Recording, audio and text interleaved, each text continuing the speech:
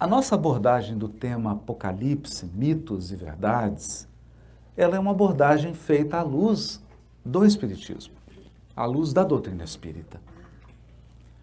Portanto, em alguns pontos, a nossa abordagem não vai coincidir com a abordagem de outras vertentes religiosas, ou mesmo outras abordagens mais místicas a respeito do tema.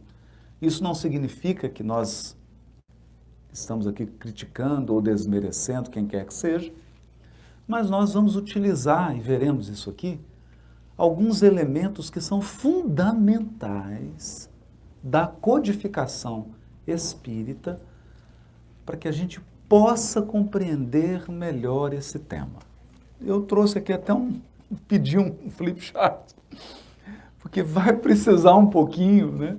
A gente vai precisar disso, desse recurso aqui, para compreender algumas coisas, e nós vamos fazer uma abordagem dos princípios gerais do Apocalipse. Eu não vou me ater ao Apocalipse de João, que quando eu me referir aqui ao Apocalipse, estou dizendo ao livro de João, que em inglês é Revelation, né?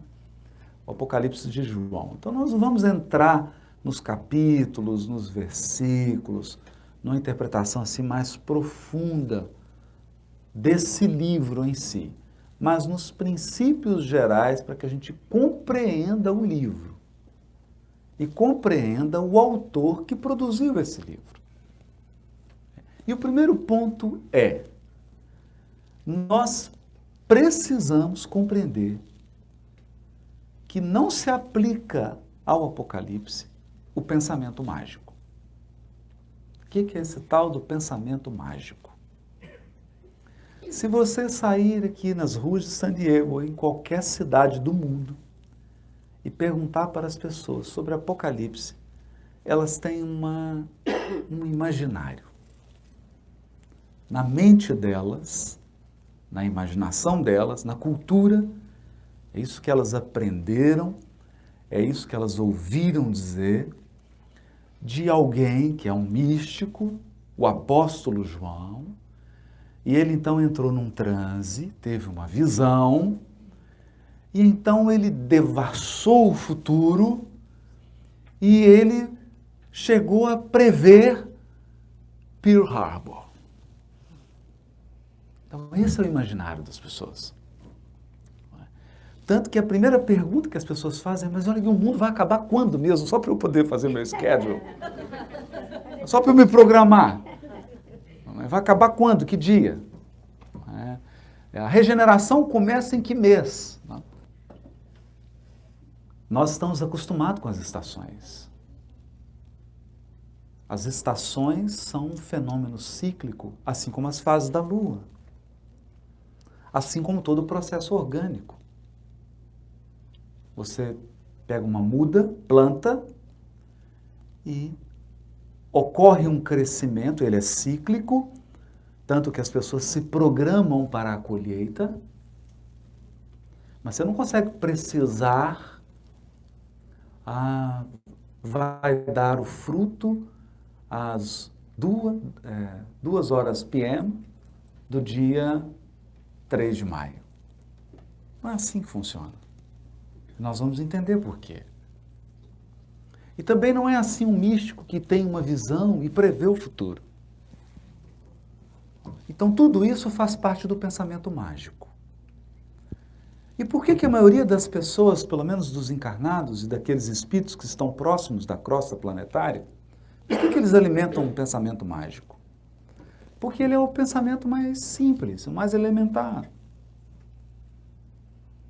Há alguns milhares de anos atrás, a gente olhava para o relâmpago, para a tempestade, para o mar, e nós acreditávamos que haviam deuses, forças mágicas por trás desses fenômenos. Há algumas décadas atrás, se você dissesse para alguém que um dia nós seríamos um aparelho do tamanho da palma da mão e que você poderia se comunicar com qualquer pessoa no mundo inteiro por imagem, iam te chamar de místico. de alguém que não está muito com os pés no chão. Eu vivi uma experiência muito curiosa. O Arnaldo Rocha me convidou certa vez para visitar a irmã de Chico Xavier na cidade de Pedro Leopoldo. Então nós fomos lá e almoçamos na casa dela. E aí é claro, o mineiro adora tomar café, comer pão de queijo e contar causa. Tinha pão de queijo, tinha café e não faltou causa. Então eu perguntava para ela assim, algumas coisas curiosas. E ela disse assim, tinha umas coisas curiosas sobre o meu irmão. Olha que coisa, né? Ele chegou um dia aqui em casa e falou assim, olha, eu vou dizer uma coisa para vocês, mas vocês não fiquem assustadas. Vai chegar um tempo em que nós vamos ter dentro de casa um aparelho assim quadrado e a gente vai poder ver as pessoas. Aí ela, Deus me livre, Chico. O que é isso? Era televisão. E aí ele disse para a gente que ia chegar um dia que o Espiritismo ia chegar nas casas pelo telhado. Olha isso. Pelas antenas da internet. Né? Ia chegar pelo telhado. Se eu não me engano, foi Isaac Asimov que disse que uma tecnologia, quando chega e ela ainda não foi absorvida, ela parece mágica. Parece mágico. O eletromagnetismo, a internet e o que está vindo por aí. Inteligência artificial, carros automáticos. Para nós, algumas coisas que estão sendo projetadas parecem mágica. Mas não é. Se você entende as leis, se você compreende as leis que estão por trás do fenômeno, você consegue prever. Consegue prever. Então você sabe que o fenômeno é cíclico, que ele se repete e você consegue prever. Então hoje nós alcançamos um grau de previsibilidade, por exemplo, do clima, surpreendente. Você consegue prever que, mais ou menos, tal dia, determinada hora, a temperatura vai estar mais ou menos na casa de tal grau, e que vai nevar, não vai nevar, terá uma tempestade. Por quê? Porque nós compreendemos o fenômeno climático. Então eu optei hoje, nessa abordagem, por tratar de questões gerais das leis que regem o fenômeno. Para que a gente compreenda que esse livro, escrito pelo apóstolo João, inspirado em outros profetas, outros médiuns que o antecederam, médiuns também hebreus e de outras civilizações, eles não fizeram uma incursão no futuro dessa maneira mágica e mística. Eles simplesmente compreenderam, e no caso do apóstolo João, no seu Apocalipse, no seu livro, ele revela algumas dessas leis. Revela. Portanto, se eu não compreendo essas leis, a minha abordagem do livro de João, ela é uma abordagem subjetiva.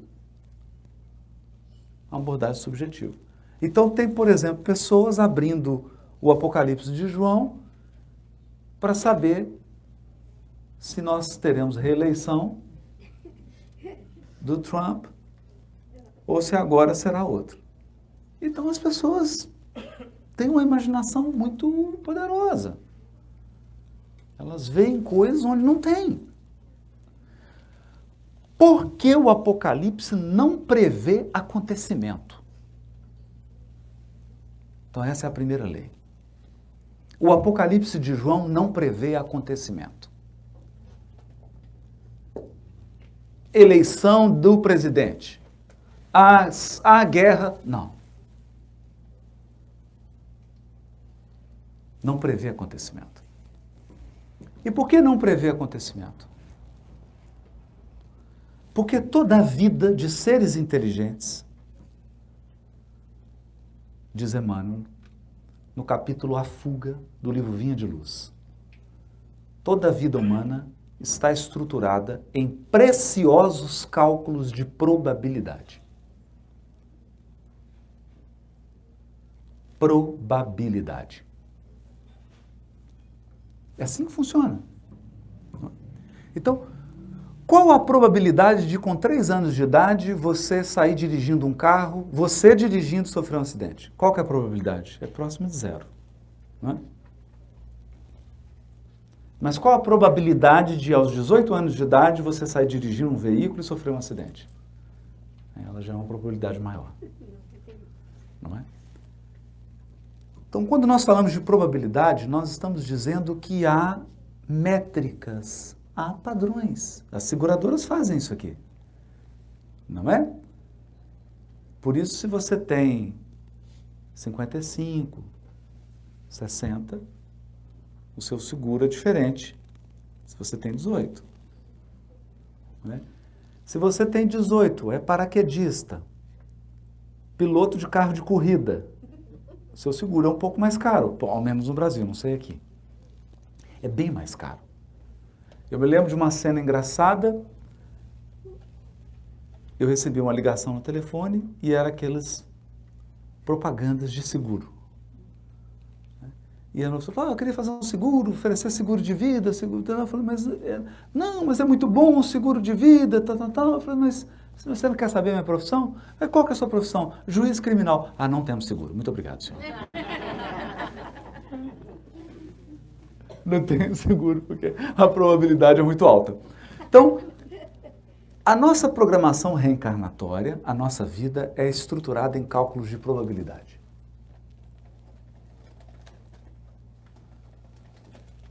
Algumas coisas, algumas milestones são fixas. São fixas. Por que são fixas? Porque você não vai ter 18 anos para sempre. Não é? E por mais que você seja uma pessoa saudável, espiritualizada, você vai desencarnar. Não é uma praga, eu estou só prevendo. Não é? Então, há fenômenos. E o interessante da probabilidade é que ela trabalha com grupos, não com indivíduos. Essa é uma característica do Apocalipse de João. Ele não tá, por isso que ele não prevê um fato específico de um indivíduo. Ele prevê um comportamento do grupo, de comunidades. Porque quando você coloca muitos indivíduos juntos, eles seguem padrões. Padrões. E o mundo hoje é isso. É por isso que você tem o Waze. É por isso que o Facebook está tendo problema aqui com a justiça. Não é? Porque ele vende esses padrões. Nós temos padrões. Padrões. Você pode pensar que não, mas nós somos 99% previsíveis. Muito previsíveis. E você pode pensar que não. Mas os seus últimos 2000 anos, as suas últimas 20 reencarnações são bem previsíveis. Muito previsíveis. Basicamente, nós estamos brigando com as mesmas pessoas.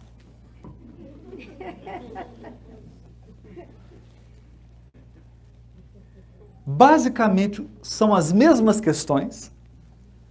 A discussão é sempre em torno do mesmo assunto.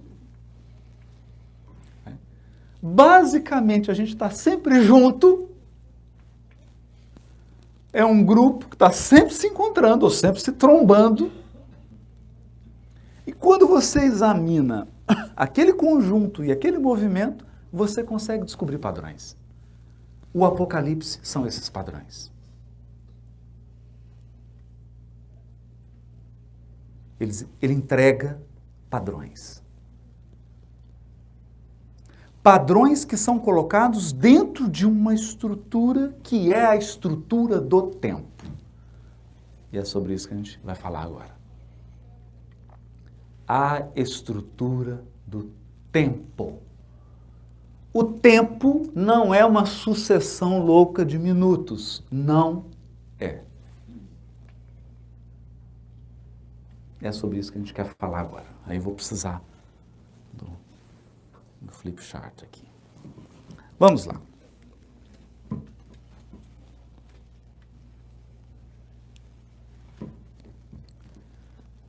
Tem uma coisa tão curiosa sobre o tempo. Vou fazer agora uma revelação. Ninguém sabe isso. Dia, noite. Eu sei, ninguém vai enxergar. Isso. Dia, tá fraquinho, né? Dia e noite. Esse aqui tá, vou usar o preto, então.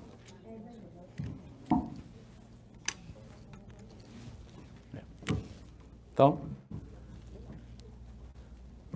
o dia e noite, isso afeta a nossa vida? Totalmente. Toda a nossa vida é estruturada nesse padrão.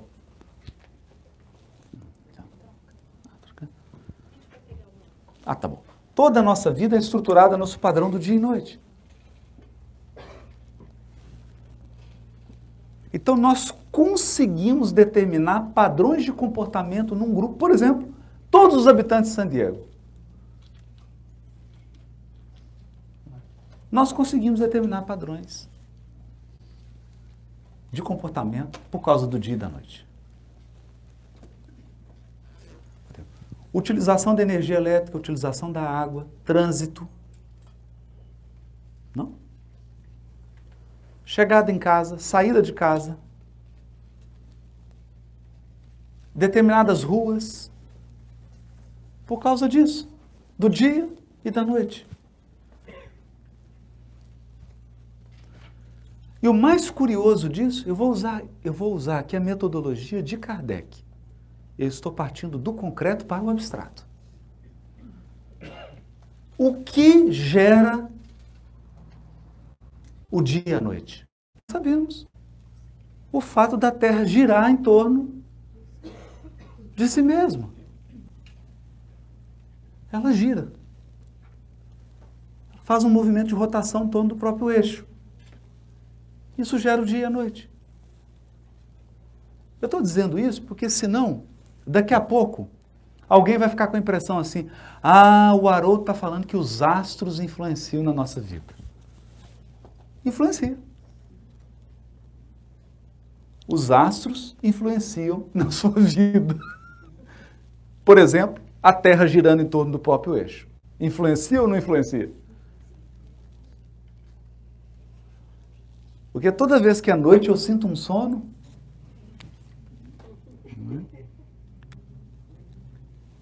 Tem gente que tem muita dificuldade para dormir e eu muita para acordar. Não é? Então, movimento. Mas quer ver outro movimento? Outro movimento. Eu vou trabalhar, sempre não vou ficar detalhando muito. Vou trabalhar outra divisão aqui. Isso, tá bom. Não, esse tá pior. Vou pegar esse preto aqui. Tá bom.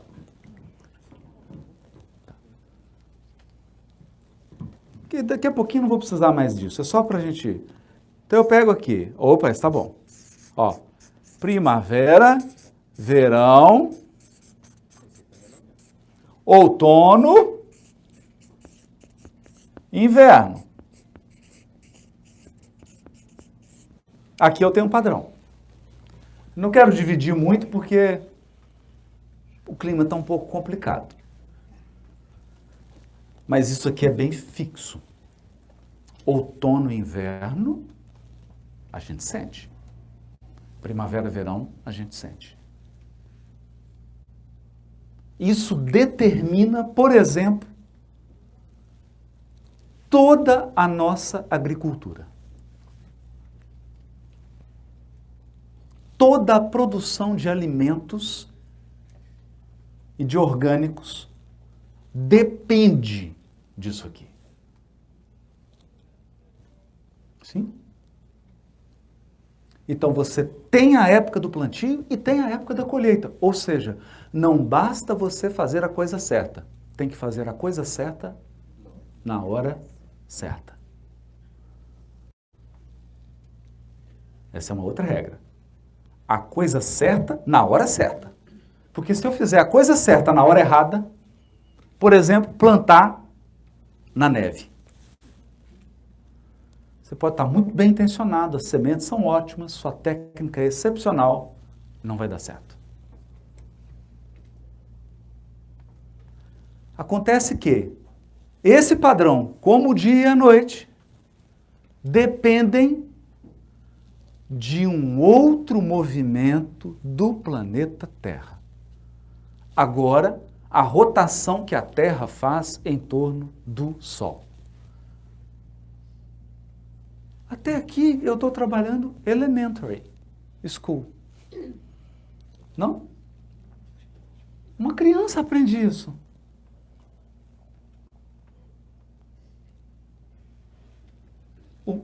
Mas eu vou te perguntar uma coisa. Alguém já ouviu uma notícia, ou já leu uma notícia, de que a Terra perdeu a hora? Se atrasou. Pisou no freio. Acelerou ou foi mais lento? Ah, não, esse ano mudou tudo porque o tráfego no sistema solar está muito intenso, então a Terra pegou um rush. Não. Isso aqui é preciso. É mais preciso que um relógio suíço. É preciso. Há bilhões de anos, isso aqui é preciso. É uma precisão. E é um padrão. É uma moldura. É uma moldura. Toda a sua encarnação, eu poderia dizer assim. Querem ver? Como é que os espíritos programam a reencarnação? Programa assim. Haroldo, você terá X primaveras. Não? Você terá 80 primaveras, 70, 60. Ou pode ter uma programação espiritual. Você vai reencarnar, terá 3 primaveras. E vai voltar. É curioso? É exatamente isso que o Espírito Emmanuel diz nesse capítulo chamado A Fuga, no livro Vinha de Luz. Cada criatura possui um número de estações e um número de dias estruturado em preciosos cálculos de probabilidade.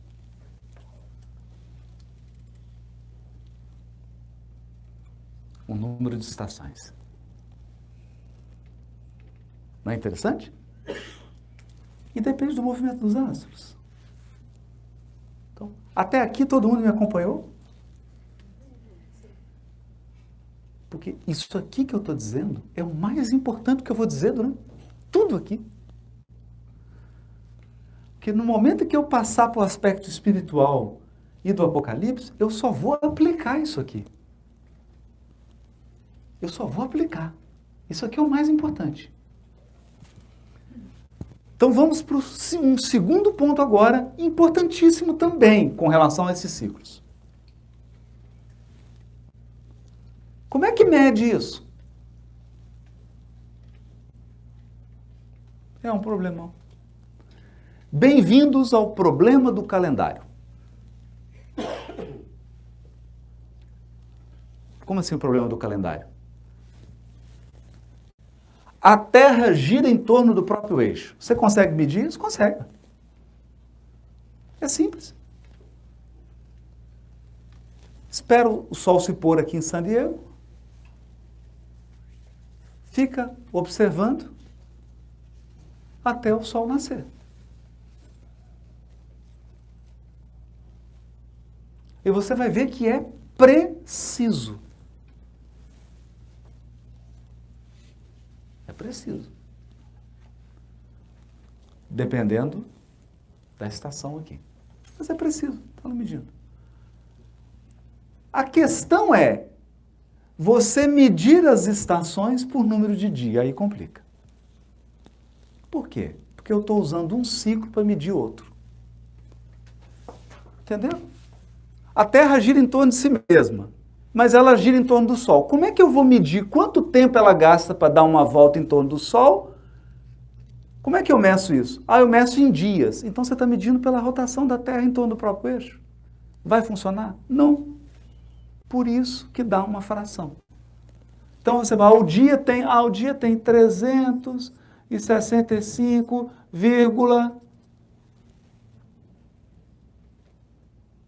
o ano, 365, o dia tem 24 horas, que aí agora você está medindo em hora.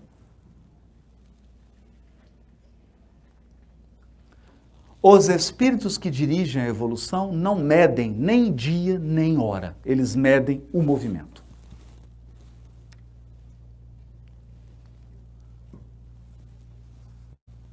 Então você perguntar assim, que ano vai ser a regeneração planetária? Não tem sentido essa pergunta.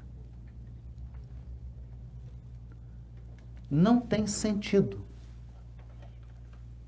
É um problema de medida. Quer ver o problema de medida? Você chega no aeroporto, coloca a mala e ela fala assim, passou do peso. Ela está medindo em pounds, você em quilograma. Não vai dar certo. Vai dar certo? Não. Não vai dar certo. Então aqui você dirige e está lá, velocidade máxima permitida, 35 milhas por hora. Mas são quantos quilômetros? Porque eu estou pensando em quilômetro. Quem mora aqui está pensando em milha. Aí tem que converter. Mas é divertido, né? Quer ver a diversão da conversão? Grau Celsius e grau Fahrenheit. Essa é divertida. Essa é ótima. Você parece que entendeu até esfriar. Não é? Porque aí você fala, engraçado, parece que tinha uma proporção aqui, estava tantos graus Fahrenheit, era tantos Celsius, agora esfriou, parece que mudou, que proporção? Você está usando uma unidade para medir outra. Não funciona. Não funciona. Então, se você quer medir temperatura, escolhe. É em Fahrenheit? É. Então, tenha experiência. Saiba que tantos Fahrenheit é quente, tantos é neve, aí você cria uma experiência e você sabe, agora eu consigo. Mas se você converter para Celsius, vai dar tudo errado. Aqui também. Perceberam?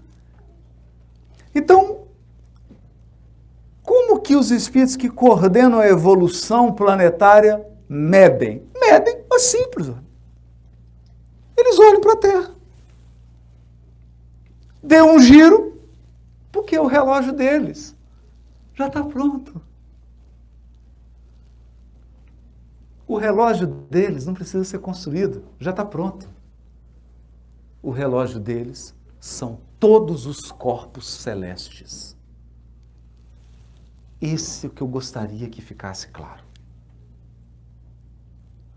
Mas que não ficasse místico. Por isso eu comecei pelo dia. Como que você sabe que é dia ou é noite? Porque você está observando um corpo celeste, a Terra. Porque se você for morar, for fazer o intercâmbio, Estão abertas as inscrições, inclusive, para fazer um intercâmbio em Júpiter. Só que tem que ter autocontrole das emoções, tem que ser um espírito já superior. Aí você aplica e consegue fazer um intercâmbio.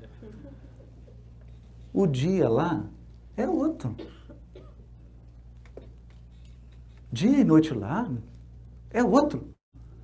Porque Júpiter girando em torno do próprio eixo não é a Terra girando em torno do próprio eixo.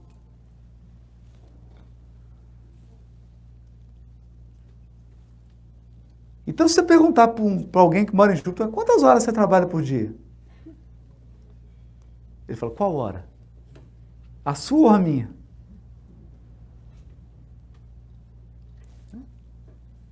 É isso. Tá claro isso? Tá claro? Isso é importante. Então, nós já temos um relógio cósmico. Nós já possuímos um relógio cósmico. O relógio cósmico são os corpos celestes. Por isso, Kardec começa, olha que interessante, Kardec começa no Livro dos Espíritos, nossa, aqui agora ficou pequeno, questão 55, que está no Pluralidade dos Mundos. Então, a primeira coisa que o Kardec faz, nesse capítulo aqui, dos mundos, a primeira observação que ele faz é sobre o conceito de universo. É fantástico. Nós vamos voltar nela. Olha só, vou pegar aqui. Vou voltar antes de ir para a questão 55, porque ela é fantástica. Olha o que o Kardec escreve. O universo abrange. Porque gente, isso é incrível. Para muitas pessoas que estão encarnadas, mas sobretudo para a maioria dos religiosos, o universo é a Terra.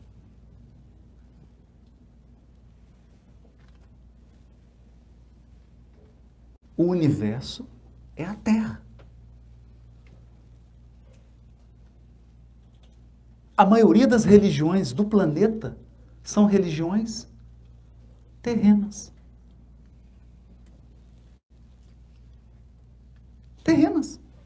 Ela só considera a Terra. Aí você pergunta para a pessoa, você sabe que existe a Via Láctea? Quem? Via Láctea, nossa galáxia. Eu já ouvi falar na escola. E você acha que Deus criou a Terra e quem criou a Via Láctea? Aí eu não faço ideia. Você sabia que na Via Láctea tem mais de 100 bilhões de sistemas planetários? 100 bilhões de sóis, com seus mundos. Será que as suas crenças religiosas resistem a isso?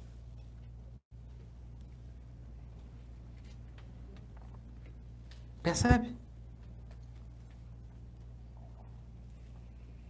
Então, aqui é o primeiro ponto. Porque eu construo todo um sistema religioso acreditando que a Terra é o centro do universo e pior, que a Terra é o único lugar do universo que é habitado. E a gente pensa isso.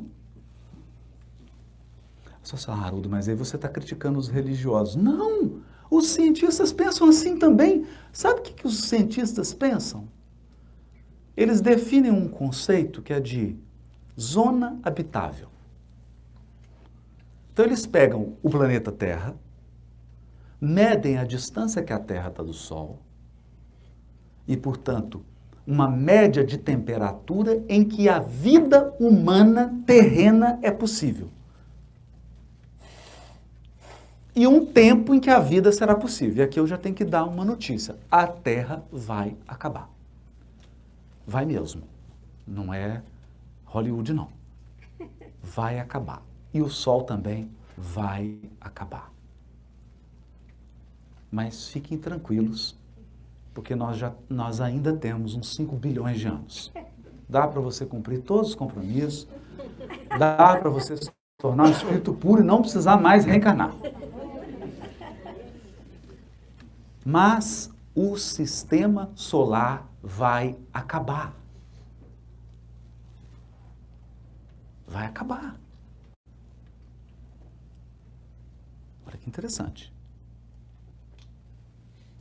Mas nós, os cientistas, usam um conceito de vida na Terra para descobrir a vida no universo. Como se somente pudesse existir vida igual à nossa.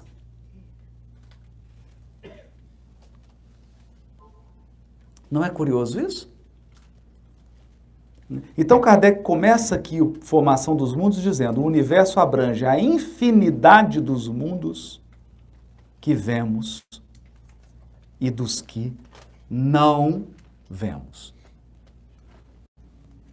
O universo abrange a infinidade dos mundos que vemos e que não vemos.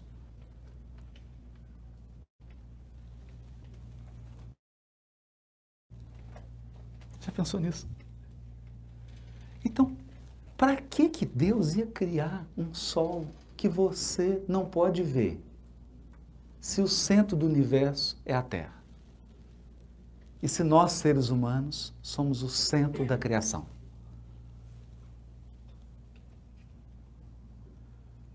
É verdade. Aí tem gente que responde assim: Deus começou a criar umas estrelas para enfeitar o céu, para as pessoas poderem ver, aí ele entusiasmou e criou ao mesmo tanto.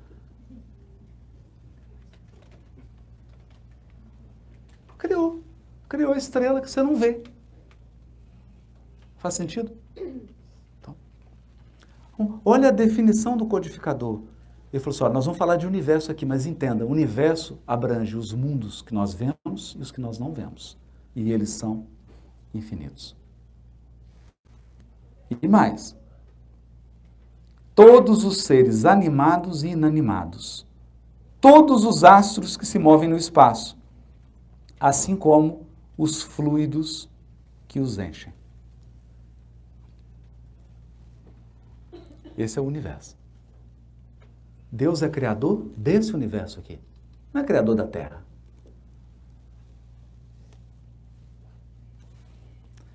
Então, se nós vamos falar de evolução, é importante pensar nisso. Porque senão você pergunta assim: é engraçado. Há 4.000 anos atrás, não tinha 8 bilhões de pessoas encarnadas. De onde que surgiu tanta gente? Perceberam?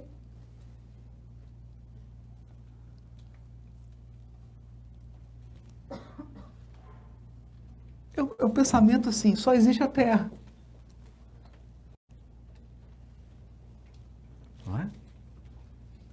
Acontece que, Emmanuel diz no livro Roteiro, tem 22 bilhões de espíritos evoluindo na Terra. 22 bilhões, só 8 estão encarnados.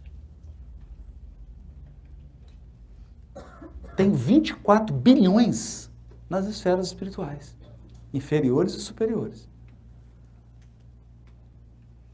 E está vindo mais.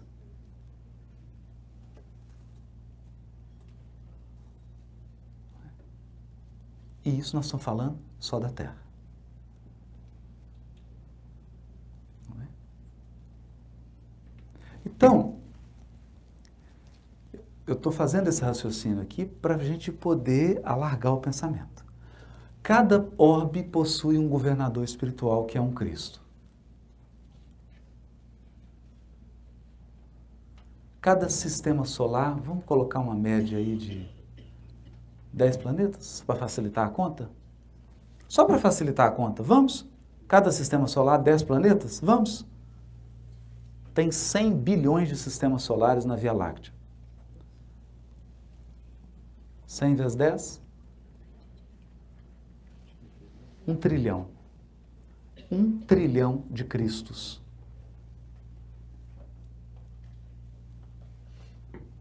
Hã? O que vocês acham? Então eles fazem assim: Congresso de Cristos no Sistema Solar. 10 bilhões de inscritos. Só espíritos da evolução de Jesus.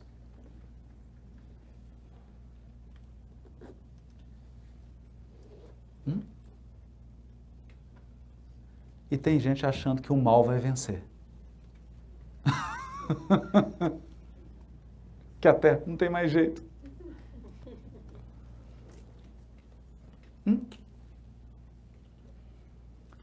E alguns perguntam assim, mas por que esse pessoal não encarna tudo aqui e acaba logo com o mal? Porque aí seria acabar com o mal usando as armas dele. Não é assim que o bem vence o jogo. O bem não força ninguém a nada.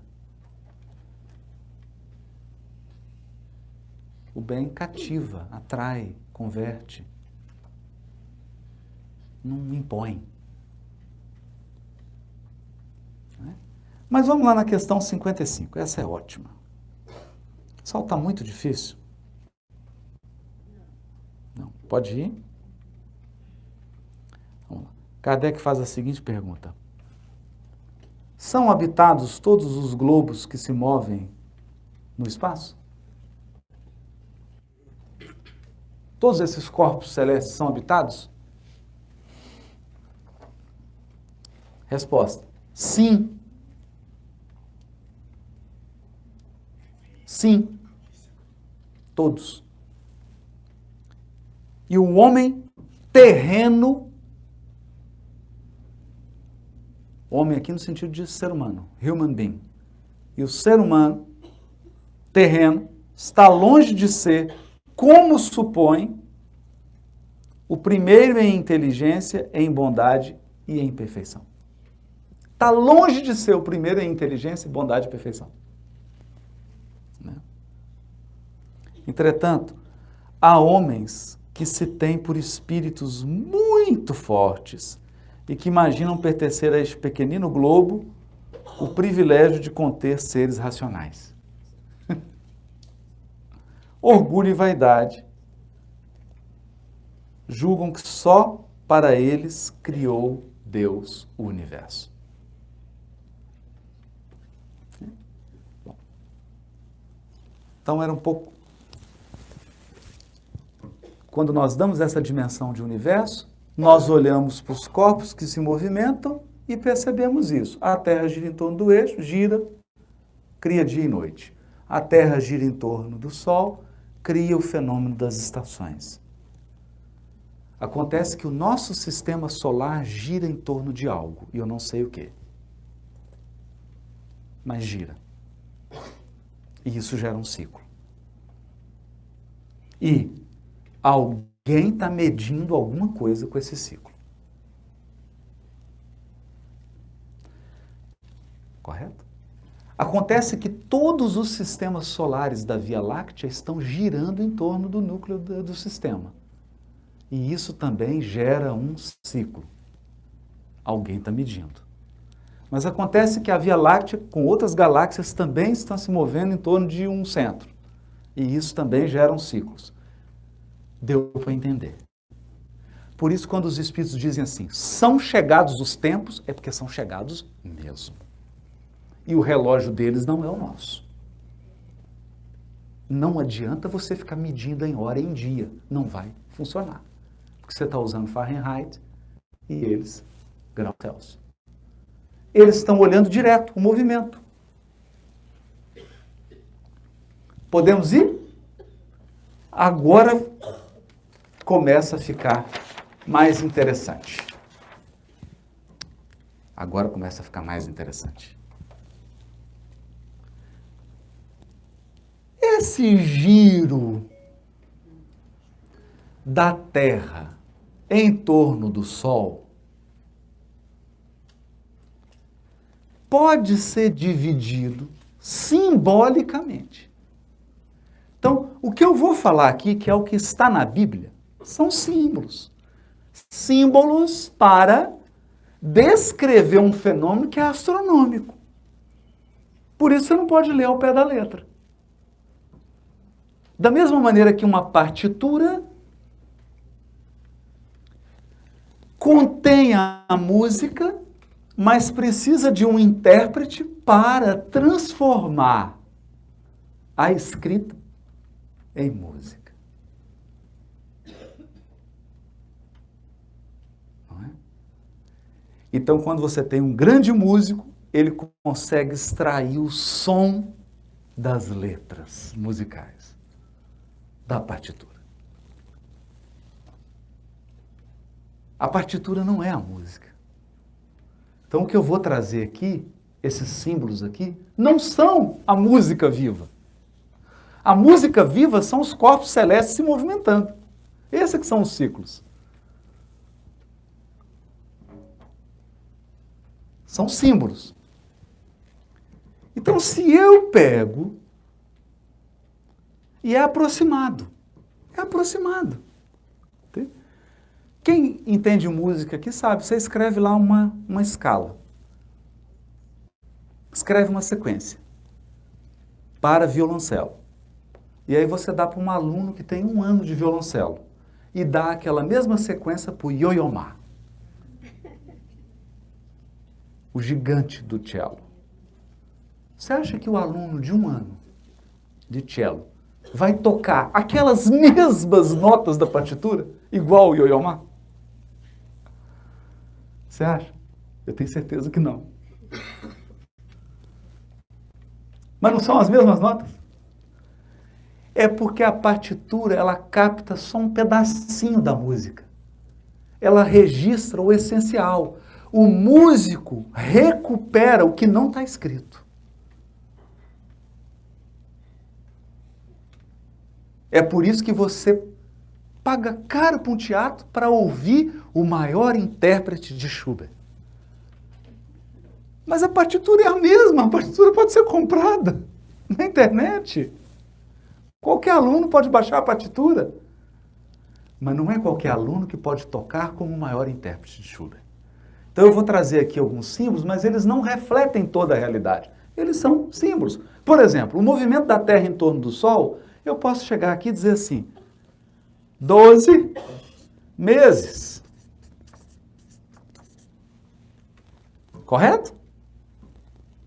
Até aqui está claro? 12 meses. Ou 12 períodos de 30 dias. Aproximadamente. E esse é o ano calendário judaico.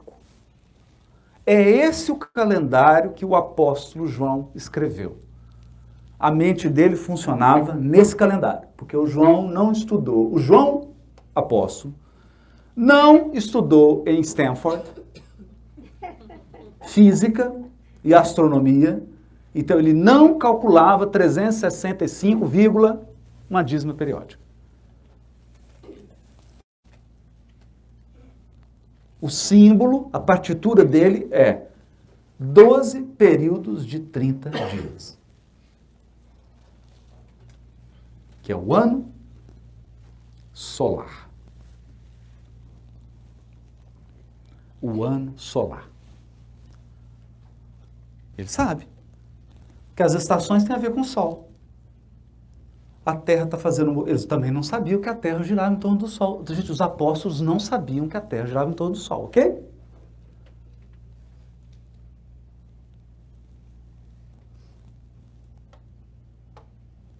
Eles viam o Sol se movendo. Mas observavam. Então eles sabem que o Sol, em determinada época do ano, está mais inclinado para cá, para lá. E que isso interfere na temperatura, no calor e na duração do dia e da noite. 12 períodos de 30 dias. Podemos ir? Vai começar a ficar mais difícil. Podemos? Ok. Acontece que tem um outro problema aqui agora. Isso é o ano. Mas dentro do ano acontecem coisas que você não pode olhar para o Sol, você tem que olhar para a Lua. Todos os calendários são lunisolares. Todos, inclusive o nosso. Gente moderna, que vive na Califórnia, Califórnia em 2019. Que tem iPad, iPod, não é? iPin, não é? Que tem toda essa tecnologia, o nosso calendário também é lunar e solar, também. Com toda a nossa tecnologia, o nosso calendário é lunar e solar. Então você tem uma moldura, que é o ano, e dentro do ano você segue um padrão que é lunar. E no padrão lunar, eu tenho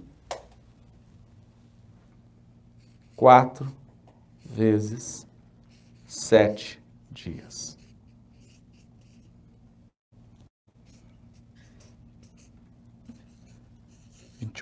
Ah, Haroldo, mas não são 28. São 28,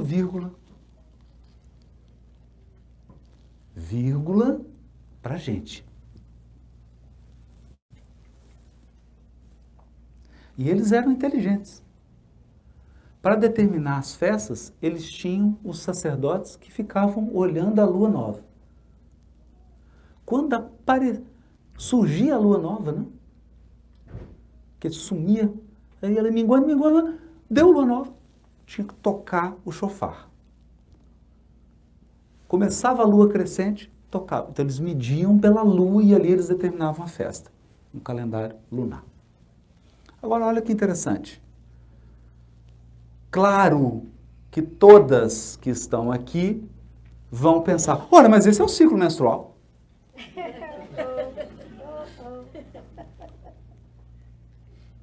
Mas esse é o ciclo menstrual, aproximadamente.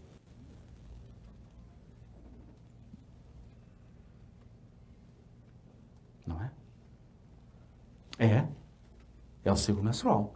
E é o ciclo de várias plantas, e é o ciclo de vários animais, de várias espécies biológicas. Esse é um ciclo importantíssimo do ponto de vista biológico, para as plantas, para os animais e para as mulheres.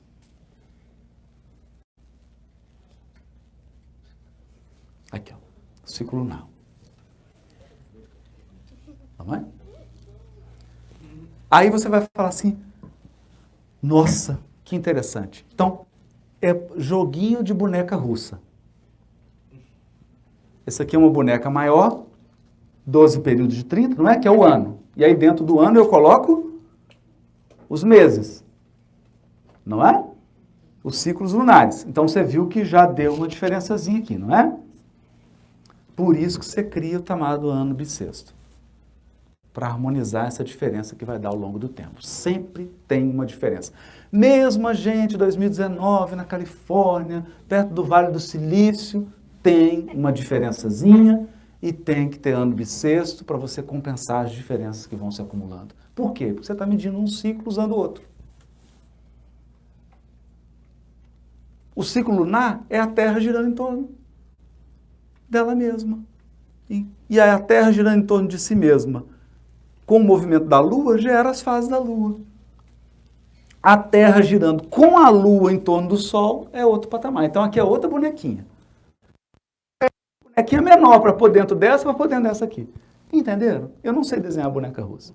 Senão eu faria aqui. Mas deu para te entender? Deu? Então vou usar um outro ciclo aqui. Que vem do lunar. É simples. Porque o ciclo lunar, eu sei que são 4 vezes esse ciclo. 7 dias. 7 dias. 7 dias. Que em hebraico é Shavua. Shavua. Shavua, que é o mesmo radical de Shevet, que é 7, que é o mesmo radical de Shabat. Aliás, nós estamos em Shabat. Daqui a pouco acaba. Porque o Shabat começa 18 horas da sexta-feira. E eles não contavam o dia como a gente, a partir da meia-noite. É a partir das 18 horas. Começava às 18 horas da sexta e vai até às 18 horas de sábado. Daqui a pouquinho acaba o Shabat. A cada 7 dias, um Shabat. Nossa, que coisa interessante. Casal novo vai no médico. Por quê? Porque esse ciclo aqui deu problema.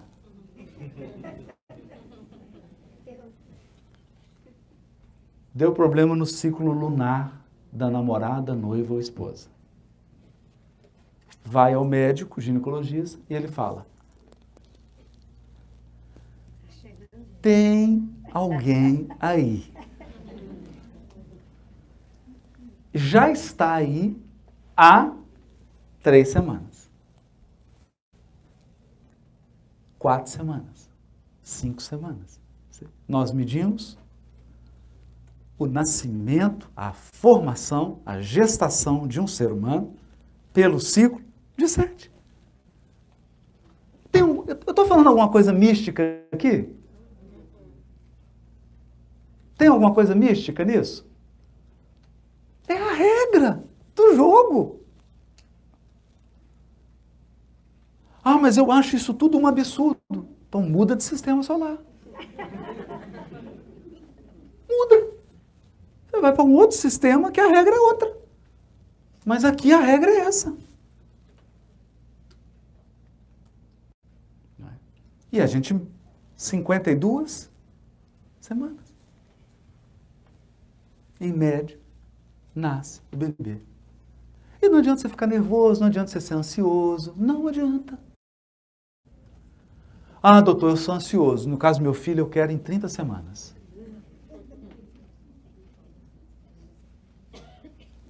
Está aqui.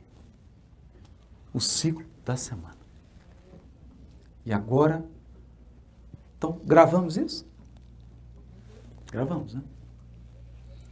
Agora tem umas coisas interessantes aqui. Isso aqui é importante. 7 dias. Porque nós também estruturamos nossa vida nesse ciclo. Alguém tem dúvida disso?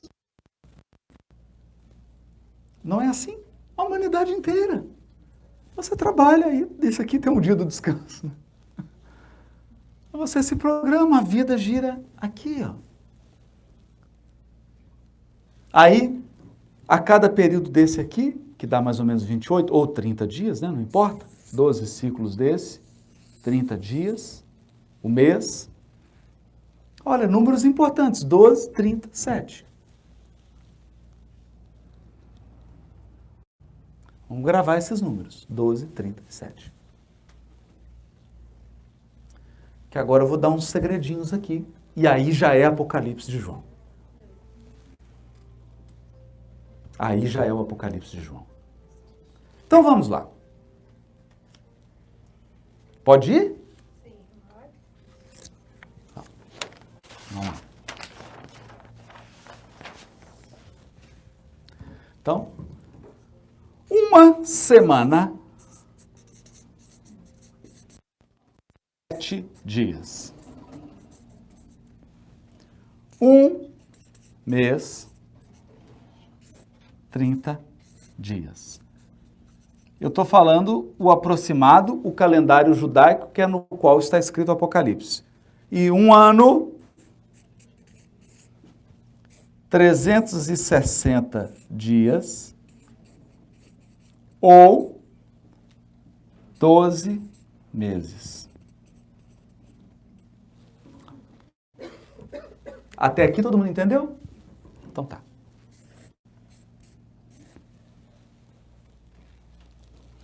Então agora eu vou falar umas coisas legais aqui.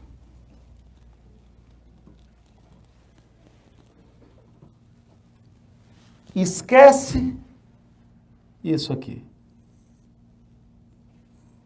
Esquece isso. E esquece isso. Grava os números. 7, 30, 12.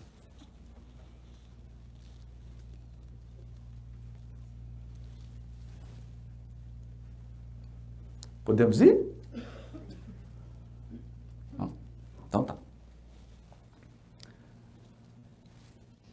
E se eu tiver outras semanas, não apenas a semana de 7 dias. São 7. Por quê? Você está imaginando, 7 vezes a Terra girou em torno do próprio eixo, mas é só esse movimento que tem no universo? A Terra girando em torno do próprio eixo? Não tem todos os corpos celestes se movimentando? Não tem? Então, vamos lá.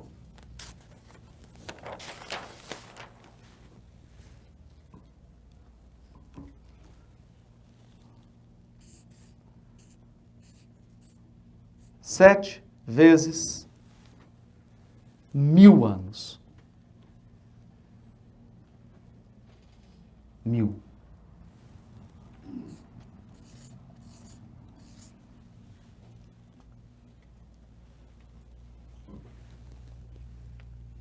É uma semana?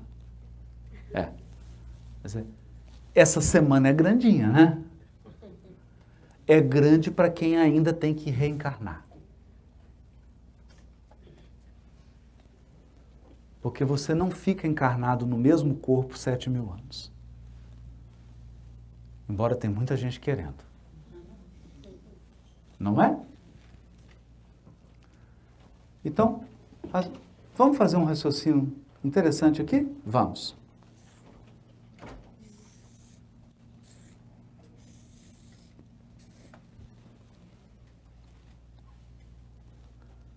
Olha aqui, ó.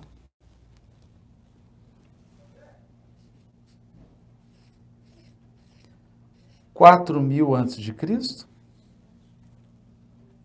Aqui, o ano 0.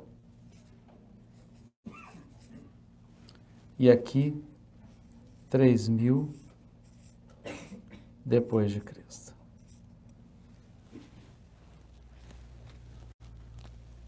Quanto que dá aqui? 7. 7.000 anos. Uma semana.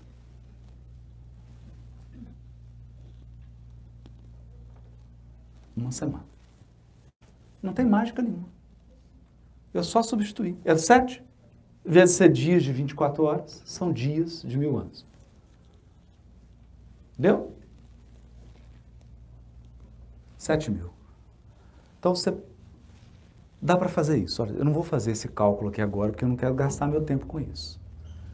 Quando você abre lá o Velho Testamento, Gênesis, fala assim, e Adão viveu tantos anos e gerou seu filho, não sei quem. E viveu Adão tantos anos. E o seu filho, se você fizer essa continha, você vai ver que Adão viveu 4.000 anos antes de Cristo. Nas continhas da Bíblia. Aí agora está todo mundo falando, então teve o Adão mesmo? Gente, esse é o símbolo.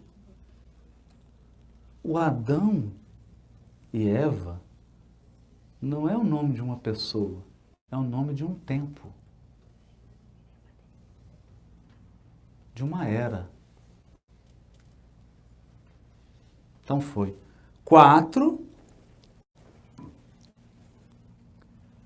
2.000 anos, depois 1.000 anos.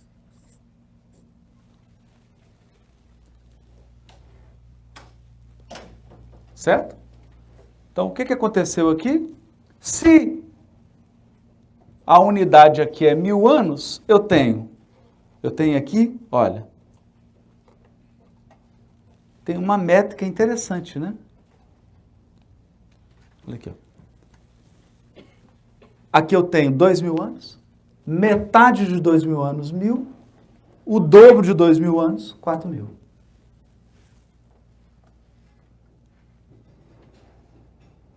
Não é interessante? É um jeito de dividir. Pois bem, o livro Gênesis começa com Adão e Eva. E o Apocalipse de João termina aqui.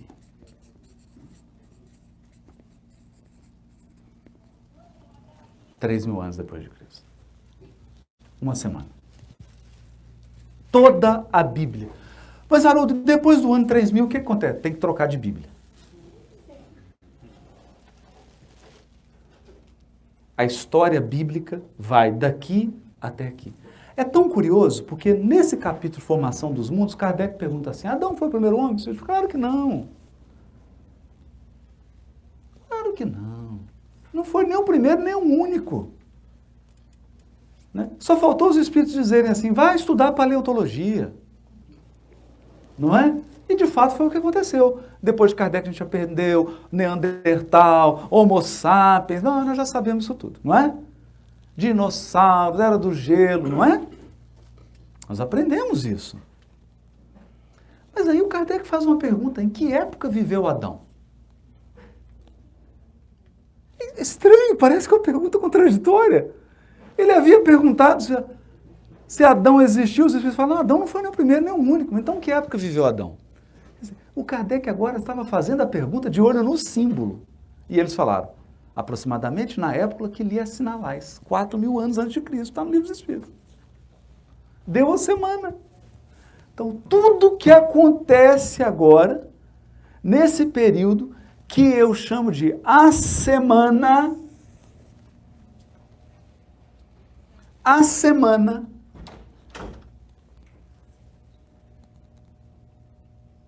das revelações, ou a semana dos arianos. A semana dos exilados.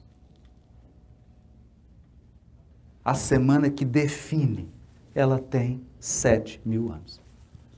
É simples, uma semana, 7. Não é interessante? Então, essa é uma moldura.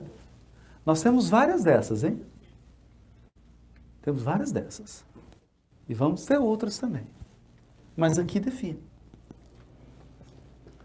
Por isso, quando estava chegando perto daqui, ó, 1857, 1860, os espíritos disseram, são chegados os tempos. Claro. São chegados os tempos, eles estão medindo a semana. Você está na quinta-feira, está chegando domingo.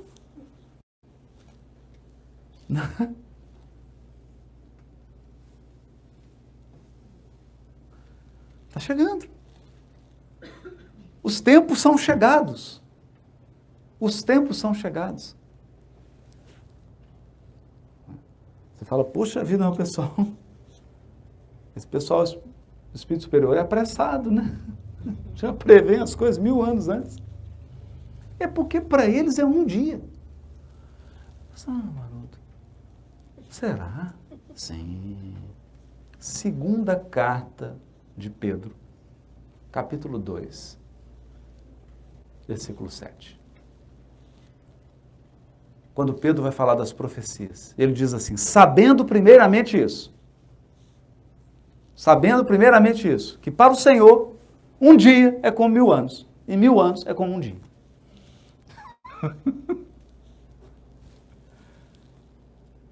Fala na carta de Pedro. Escreveu uma carta. Pessoal, olha, tá dando errado as contas aí? Então, para Deus, um dia é como 1.000 anos, e 1.000 anos como um dia. Então você fala assim, oh meu Deus, me ajuda. Ele fala, me dê um dia. Não é? Me dê um dia, filho. Um dia eu resolvo esse problema. Não é? Um dia. Está aqui o quadro. É por isso que nós estamos falando que, nós estamos vivendo transição planetária. Sim, nós estamos vivendo transição planetária, está aqui. Nós estamos aqui.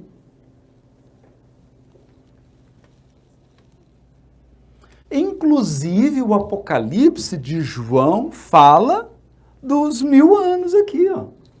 Fala especificamente 1.000 anos. Porque mundo de regeneração, tem gente que acha que mundo de regeneração é o paraíso. Não, paraíso é mundo ditoso. Mundo de regeneração define Kardec. É um estado de convalescença dos espíritos. Então imagina assim, você teve cólica renal, que é o que nós estamos tendo agora. foi para o hospital, fez a cirurgia, saiu do hospital. Isso é regeneração. Como é que você sai do hospital?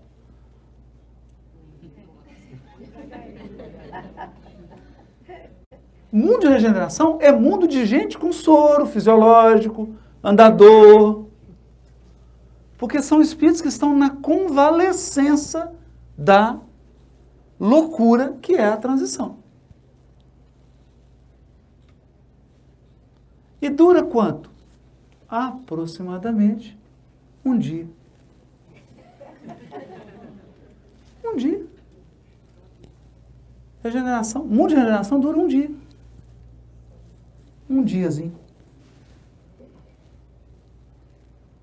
Não é? Todos os profetas do Velho Testamento vão falar dessa. Ezequiel, João Evangelista, todos vão falar da semana apocalíptica. Isso está além das minhas habilidades no momento. Viu? Siri, fica tranquila, Siri. Nós vamos seguindo aqui, você vai entender. Não é? A Siri ficou confusa. A Siri ficou confusa com o Apocalipse. Não é? Não é? Mas, gente, é lógico isso. Não é a coisa mais lógica. Isso é de uma lógica. Agora, você entende por que Jesus veio aqui? Exatamente nesse período? E o Emmanuel vai dizer que os cristos, cada um, os governadores, os espíritos que regem o sistema solar, fizeram uma reunião para definir a vida do Cristo. É tudo com schedule. É tudo com meta, tudo marcado. Ó, agora é hora, tem que fazer isso, tudo projeto. Não tem ninguém atuando como amador. Eles estão trabalhando dentro de uma agenda. Só claro que não é uma agenda de encarnado. Não pode ser. Porque o relógio deles é outro. É outro. Deu aqui? Não é? Então, é muito interessante isso. Muito interessante. Porque nós podemos também trabalhar a história desde o Homo sapiens até hoje em semanas de 7.000. Podemos. Podemos. Na verdade, o Chico deu a dica. O Chico foi fazer uma... Esteve em Brasília e uma pessoa foi entrevistá-lo. E a pessoa começou a perguntar umas coisas lá sobre fim de mundo, essa coisa bem... E aí o Chico falou, o Espírito Emmanuel está aqui me dizendo, e começou a falar um tanto de coisa. Eu acho que a moça ficou assim meio, como a Siri, meio desorientada, e ela não soube mais fazer pergunta. E o Chico deixou aquilo e foi uma pena. Foi uma pena. Por que foi uma pena? Porque eu estou mostrando para vocês uma semana, só que o ciclo é maior. O ciclo é assim. Todo ciclo é assim. Todo. É assim, ó.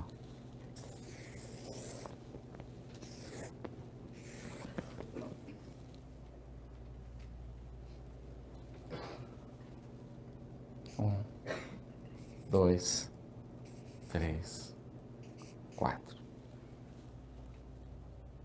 Então você pode pensar assim. Lua nova.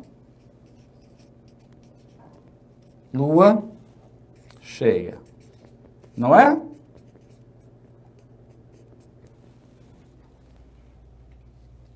Ou pensar ao contrário, inverter. Tanto faz. Não são 28 dias? Não são? 28? Então são 7. 7. 7. 7. Não são? Então, se eu penso em 7.000, são 7.000, mais 7, mais 7, mais 7. Completou o ciclo. Então a repórterzinha foi perguntar um negócio para o Chico sobre uma obra mediúnica que dizia que ia entrar no sistema solar um planeta. Olha isso. Olha isso. Por isso que eu falo que é o pensamento mágico. Foi a primeira coisa que eu falei aqui. Cuidado com o pensamento mágico. Então, era o planeta mochileiro. Então ia entrar um planeta com a mochila para pegar espírito para levar embora. O planeta ia chegar, entrar no sistema solar, ia chegar perto da Terra e falar assim: todo mundo que tem que ir embora, vem! O problema é que se você falar isso para o Einstein, ele tem uma crise de riso. Porque você já imaginou um planeta entrar no sistema solar? O estrago que ele provoca? Você não está entendendo, né? Você já imaginou? Todo mundo aqui assistiu o filme do Jim Carrey, em que ele era Deus.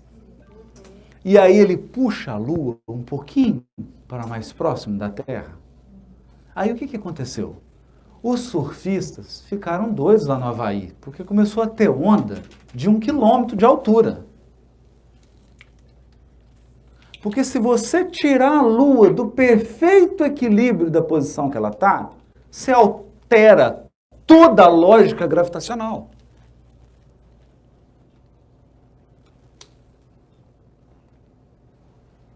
Não é? Então, um planeta entrar no sistema solar é um elefante entrar numa loja de cristais. É você soltar uma manada de antílope numa loja da Apple. No Apple Store. Por quê? Porque ele altera toda a gravidade. O sistema solar ruim. E para que isso? Para que isso? Para quê? O sistema solar não gira em torno de um centro? Com outros sistemas solares? Ele não gira?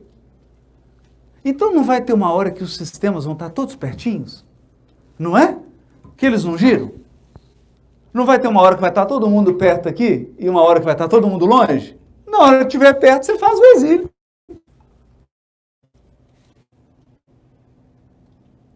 Para que mágica? É só programar. Os planetas não alinham no sistema solar? Não alinham? Está cada um girando, mas não tem uma hora que fica todo mundo pertinho, alinhado? Então, é a melhor hora para você fazer intercâmbio. Você só tem que evoluir.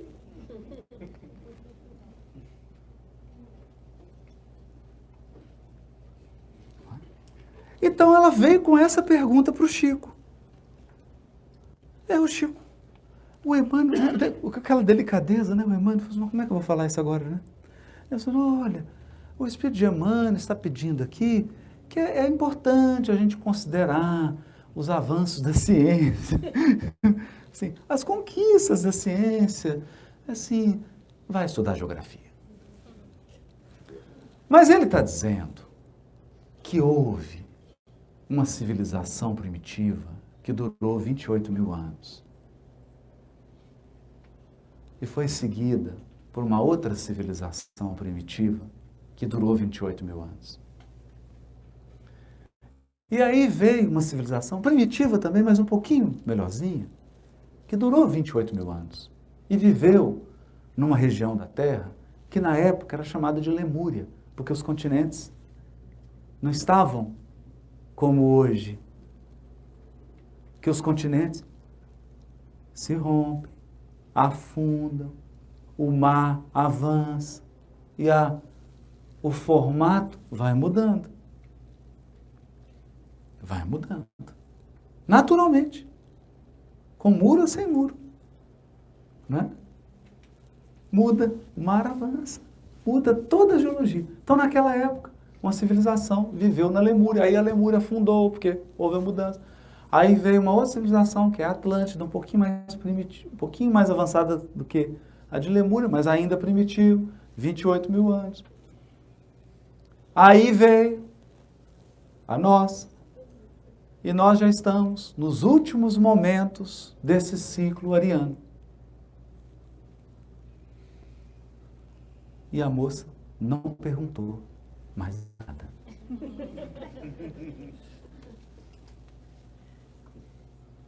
E é com essa cara que a gente fica. Imagine um Q&A com o Chico sobre esse assunto. Ele teria respondido mais 3 horas. E daria para escrever um livro de 1000 páginas. A moça não perguntou. E ele falou de um outro ciclo. Ele falou assim, Emmanuel está nos dizendo que há ciclos da evolução biológica na Terra de 520 mil anos. Em que nós temos 260 mil anos de atividade e 260 mil anos de repouso. Nos 260 mil anos de atividade, nós tivemos, ele começa a dividir em 28 mil. Ele deu um panorama gigante. Mas é isso, aqui é um ciclo. É um mês. Um mês. Então você pergunta assim, Haroldo, os capelinos estão na Terra há quanto tempo? Um mês. Um mês. 28 mil anos. O exílio aconteceu aproximadamente 28 mil. 27, né? Porque tem milzinho aqui pela frente para completar 28. Um mês.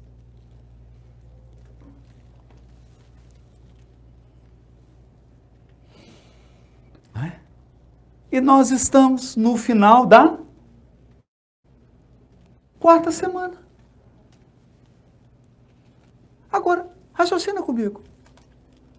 Se é 28 mil anos para cada civilização, acabando esse aqui agora, nós vamos ter que ter uma outra civilização. Outra civilização se chama a nova era, a nova geração.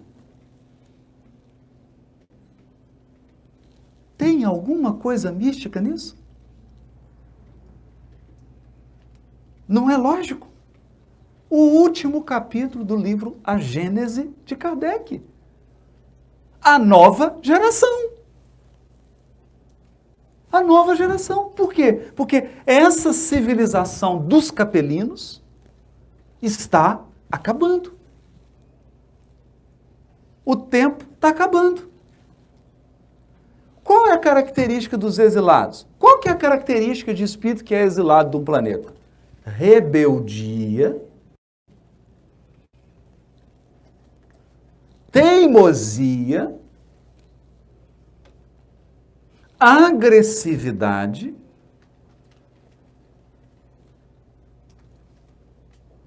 percebe?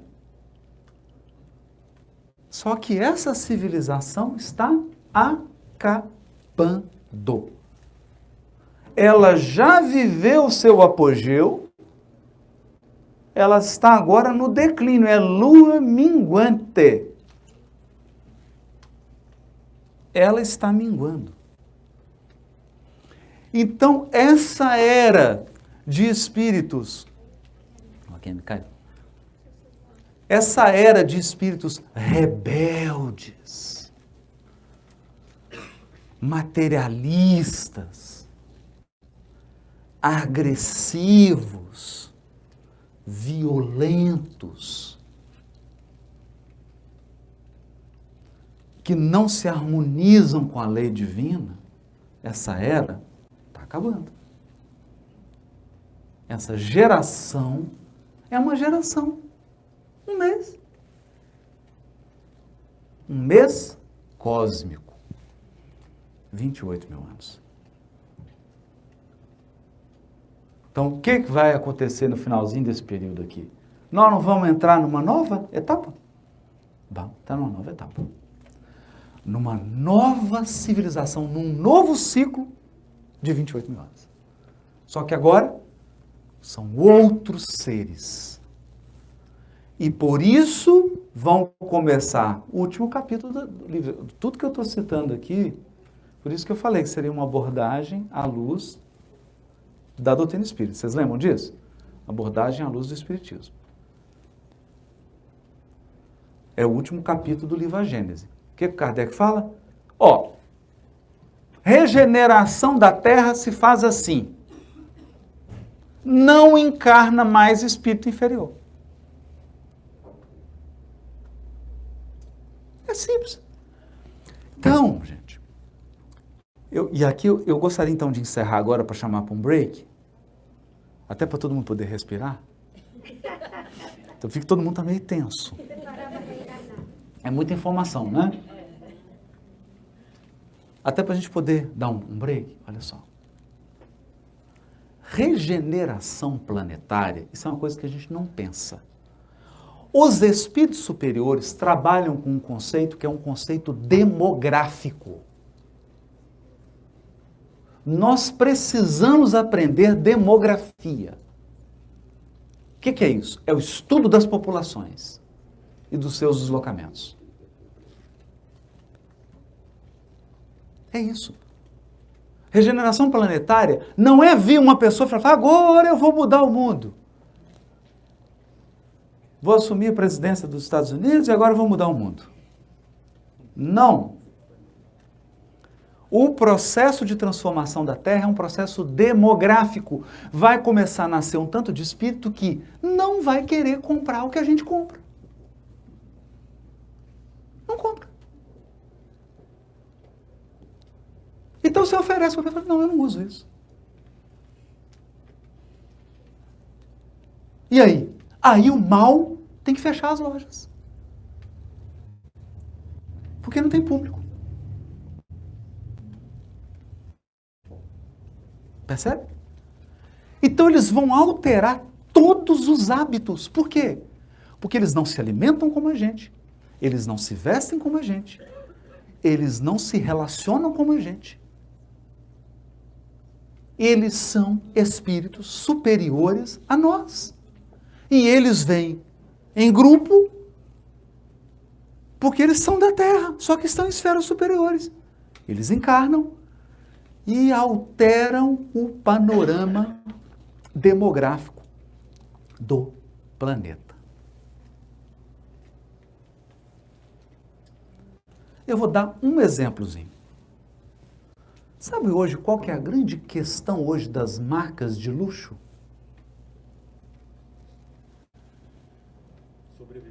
Sobrevivência. Por quê? Porque a geração milênio não quer comprar produto de luxo. Ela quer viver uma experiência. Quer comprar experiência, não é? Agora, se você falar assim, ó, pacote Havaí. Pacote Havaí. 7 dias. 2 dias, seminário do Apocalipse. 4, luau. 3 dias de surf. Meditação e massagem zen. Não é? 7 experiências do pôr do sol. Vende tudo. Não é? Porque a geração milênio, ela não quer mais pegar o dinheiro e comprar uma bolsa que custa quase que o Havaí inteiro, mas ela quer viver a experiência. Então, alteram os hábitos. É assim que vai acontecer a transformação da Terra. E o pessoal que não se adapta,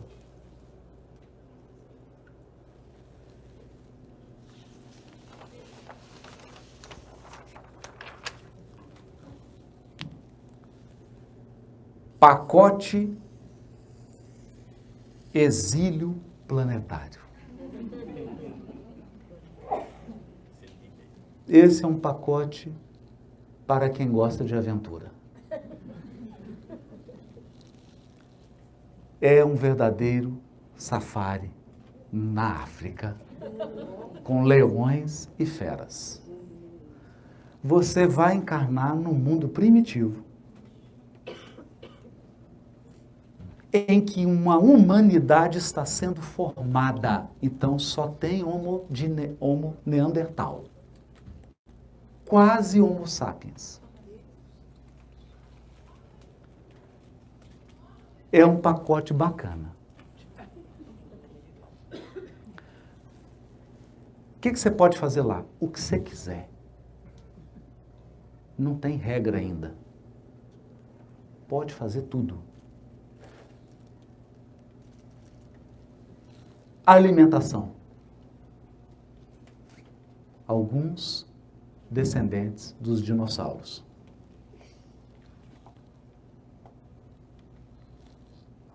Você nasce aqui, duração do pacote, 1 mês.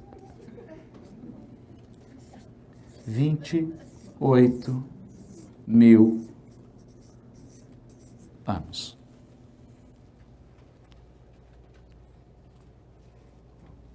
E agora? Bom, e agora? A decisão é nossa. Qual pacote nós queremos? Eu chamo esse pacote aqui de pacote catarse. Porque hoje nós temos andando em San Diego pessoas que estão num corpo aprimorado, mas por dentro elas são primitivas.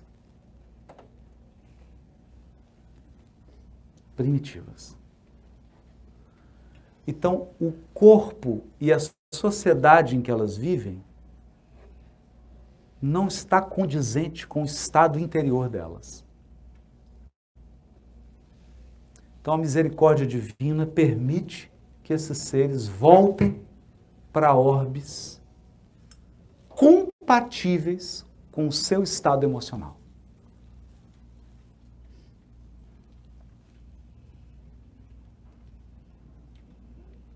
Aparentemente, na aparência, parece que ele regrediu. Mas ele não regrediu. Ele vai, na verdade, viver com seres que estão começando a evolução, mas que emocionalmente estão como eles. É assim. Vamos para um break, depois a gente volta. Tem uma questão nesse capítulo do Livro dos Espíritos que fala sobre os mundos, e que os Espíritos têm uma resposta linda para Kardec, que é assim: Deus renova os mundos como renova os seres vivos.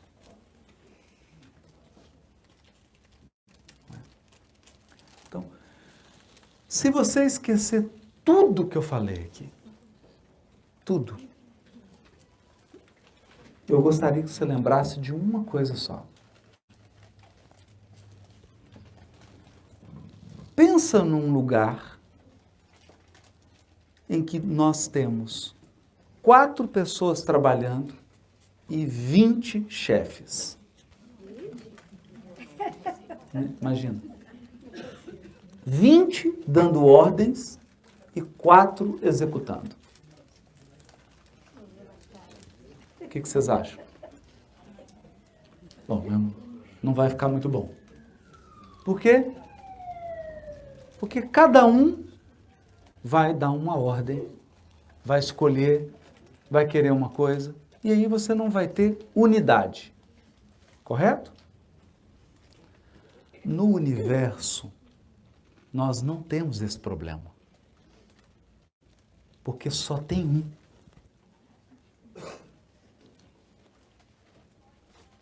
Quem determina, quem organizou, foi um. Deus. E tudo que ele faz tem uma característica que é coerência.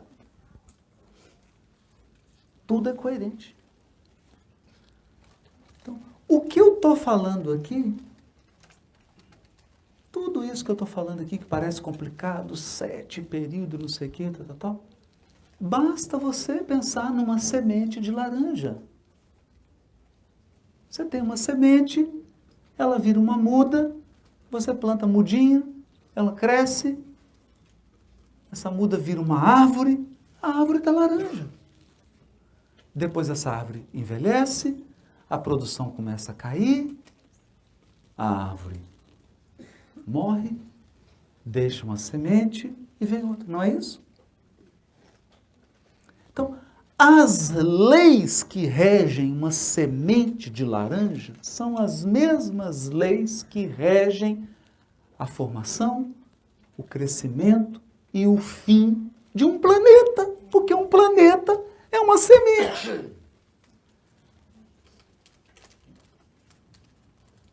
E por que a regra é a mesma? Porque o autor é o mesmo.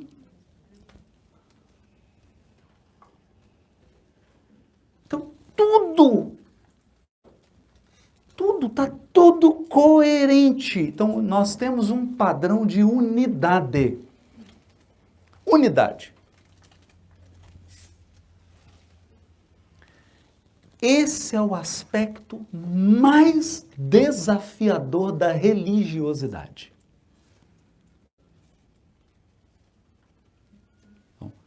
Eu posso falar de monoteísmo e de unidade.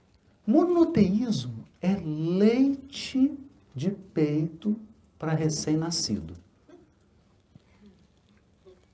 Qual que é o alimento que você dá para recém-nascido? Leite materno. Então você pega espíritos, criancinha, está começando a aprender espiritualidade e ensina para eles assim, só tem um Deus. Mas como diz Paulo, nós precisamos agora de alimentos mais substanciosos. E às vezes nós mesmos espíritas, eu mesmo me pego, às vezes é tão engraçado isso, eu me pego, falei, meu Deus do céu, estou com leite de materno. Estou pensando igual criança. Ah, tem um só Deus. Porque a concepção que é a mais profunda de Deus não é que tem só um, isso nós sabemos, tem só um. É que Deus é um. Unidade. Então, se eu estudar uma semente, eu estudei o universo. Se eu estudar um DNA, eu entendi a evolução. O que está no micro está no macro.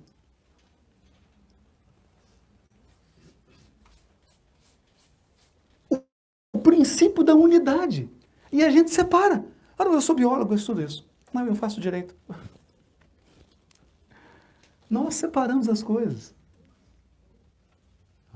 É uma coisa só. Então, Kardec coloca assim nos mundos. Nós sabemos disso. Como é que acontece? O que acontece com o mundo? Nós sabemos disso. Então está aqui um planeta. Ele começa aqui, ó. Ele é um pouquinho de energia, não tem forma.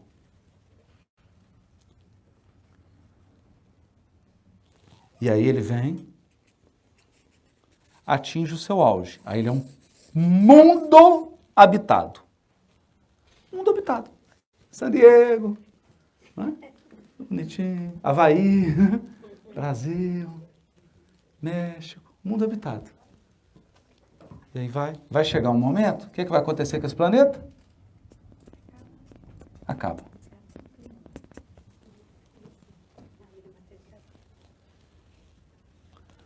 E o Kardec faz uma pergunta para os espíritos assim, como é que a formação dos mundos?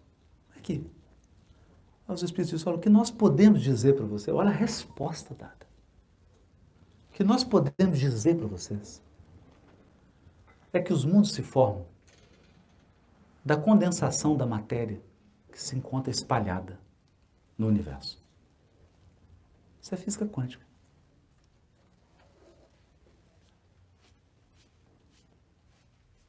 Por quê? Foi feito um experimento, o efeito Casimir. Isso é um experimento de física quântica. O efeito Casimir é o seguinte. Você vai aqui no porto, San Diego, tem 2 navios. Água entre eles, claro. Se você aproximar demais os navios, o que acontece? A pressão interna, que é a água que está entre os navios, é menor do que a pressão da água que está externa a eles. Eles fazem assim, se chocam. Diferença de pressão. Então você tem que manter uma distância para que a pressão da água que está entre eles seja suficiente para mantê-los distantes. Correto? Porque a água é um fluido, exerce uma pressão. Aí os cientistas falaram assim, se eu colocar 2 plaquinhas no vácuo, o vácuo é nada, não é? É nada. Se eu colocar separado, as plaquinhas vão juntar? Não. Qual que é a pressão do nada? Nada, né? Então, qual que é a diferença entre o nada que está dentro e o nada que está fora? Nenhuma. Claro que eu estou usando aqui a metáfora de uma plaquinha, mas não é uma plaquinha, né, gente? Pegaram alguns átomos, o cristalóide, né? Colocaram as plaquinhas. Quando chegou perto, as plaquinhas juntaram.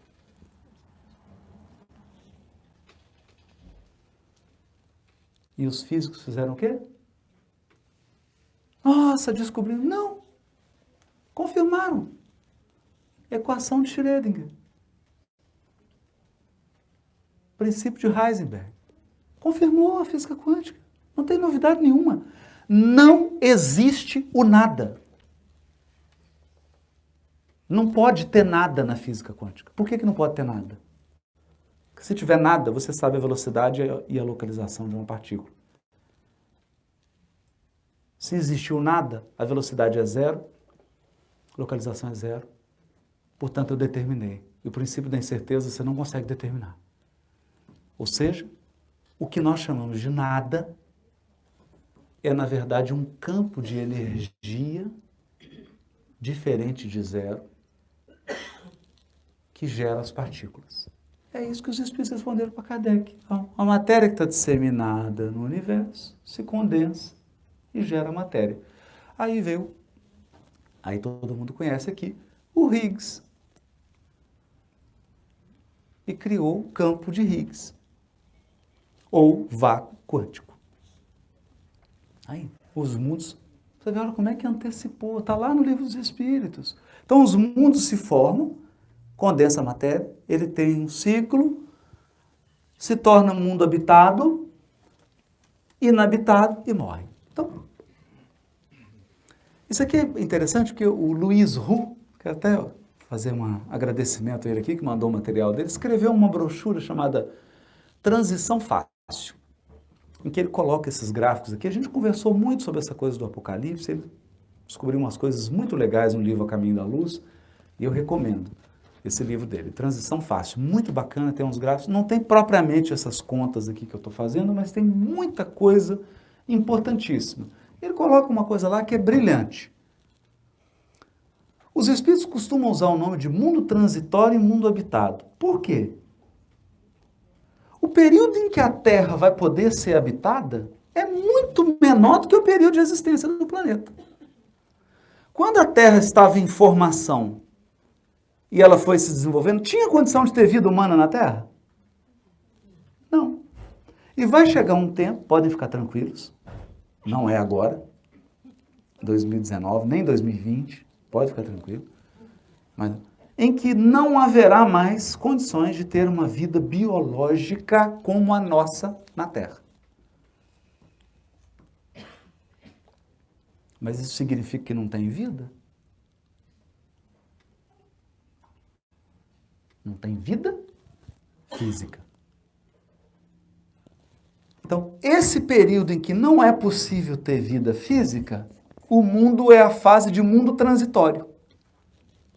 Ele é transitório porque não tem vida física. O período em que o mundo pode ser fisicamente habitado é uma fase do planeta. É só uma fase. Ou seja, o período em que a gente fica encarnado ou reencarna é só uma fase. É só uma fase.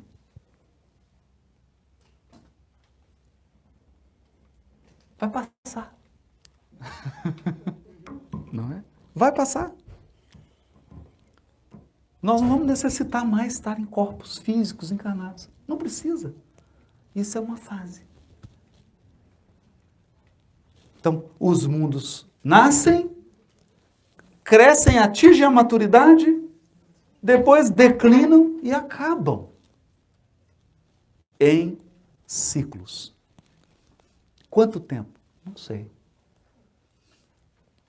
Não sei. Por que eu não sei? Porque você tem que me falar onde está esse orbe, em que sistema. Aí nós vamos ter que descobrir qual que é o ciclo daquele sistema. Porque tudo que eu estou falando aqui, tudo que eu falei dos ciclos aqui é válido para a Terra. São os nossos ciclos. É a nossa cosmogonia. Mas é lógico? É lógico. É uma semente. Deus renova os mundos como renova os seres vivos. Os seres vivos também. Uma espécie animal não tem um ciclo de vida? Não tem? Quem tem um pet aí, sabe, dependendo da raça, sabe qual que é o ciclo de vida dele, não sabe? Aliás, quando você recebe o pet, você já sabe, ele tem tantos anos e ele vai viver até. Essa espécie vive até tal idade.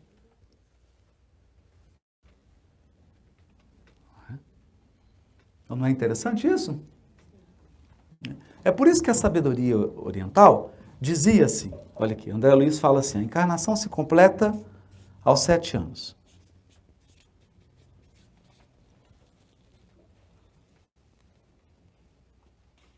Não é? Então, na Mesopotâmia,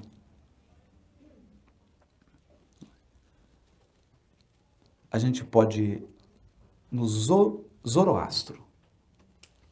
A gente aprende que uma vida humana típica, padrão, ela tem 84 anos.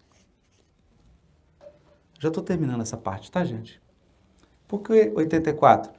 Soma 12 vezes 7, quanto que dá? 84.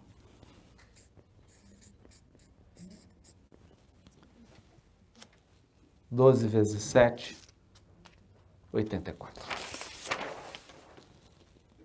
Qual que é a metade de 84? 42. Então, se você pegar o Apocalipse de João agora, depois você pega o livro, digita assim, pega no PDF, digita 42.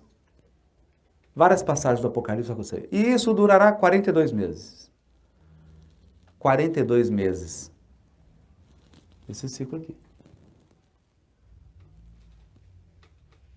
12 vezes 7 é 84. Então, quer ver? Vamos lá? De 0 a 7 anos. Aí você faz 7 a 14. 14 a 21. 21 a 28. 28 a 35. 35 a 42. Está chegando em você ou já passou? Passou 42 a 49. 49 a 56. 56 a 64. Perceberam? São ciclos da vida humana. Continua, que eu tô... Pois é, né? Não é? Olha isso. São ciclos. Então, o João trabalha, e aqui é uma coisa importante, um ciclo que é 42 meses. 42 meses é 42 vezes 30, não é? Que o mês não tem 30 dias, né? No mês lá no calendário judaico, a gente viu lá, que é o aproximado, né? Não é o mês aí da astronomia. Aproximado, 42 vezes 30. 42 vezes 30 dá 1.260 dias.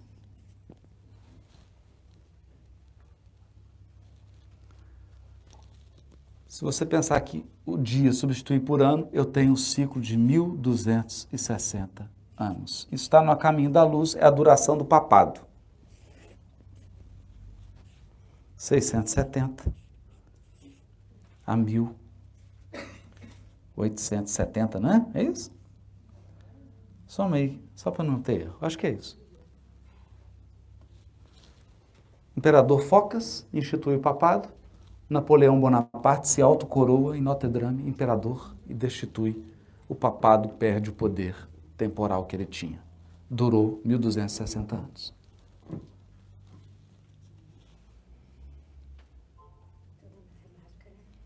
Tem uma matemática aí. Então aqui eu tenho um período, essas 84, e o Apocalipse, está no Apocalipse, 42 meses, que é metade de uma semana, porque essa semana aqui agora, essa semana aqui não é mais aquela semana lá que a gente está estudando, mas é uma semana. Não é? Então eu mudo o x, é 7 vezes x, eu mudo esse x e muda tudo. Né? A semana tem 2.520 anos. Então eu posso pegar aquela semana adâmica lá de 7.000 anos de Adão, e aí você vai brincando. 4.000 anos antes de Cristo, você vai brincando. 1.260, 1.260, 1.260, 1.260, 1.260. Aí eu vou tendo acontecimentos que estão descritos na Bíblia.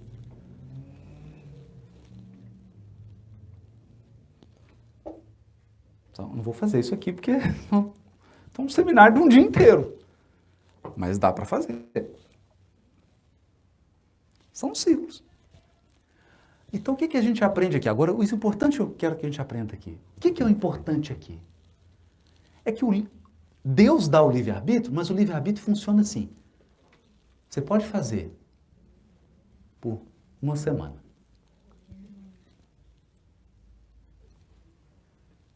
Você está livre. Meia semana. Depois nós vamos avaliar. Mas não é assim na escola? Ele não fala que a Terra é uma escola? A Terra é uma escola. É? Então tem supervisor pedagógico? Tem. Olha, você vai fazer isso aqui, mas tal período é a prova.